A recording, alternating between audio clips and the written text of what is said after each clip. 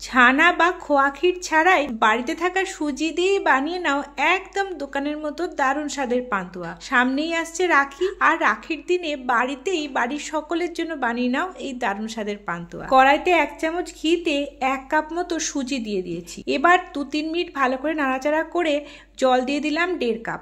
1 cup সুজির জন্য 1.5 cup জল। হাই ফ্লেমে ভালো করে নাড়তে নাড়তে একটা মন্ডল তৈরি হয়ে গেলে সেটা নামিয়ে নিয়ে তার মধ্যে একটা 10 টাকার আমুল দুধের প্যাকেট দিয়েছি, 1 বড় চামচের 1 চামচ দিয়েছি ময়দা, কিছুটা ছোট এলাচ, 2 চিমটি মতো বেকিং পাউডার দিয়ে ভালো করে মেখে একটা সফট ডো বানিয়ে নিয়েছি। আর মাখার সময় দিয়েছি আরও 1 চামচ মতো ঘি।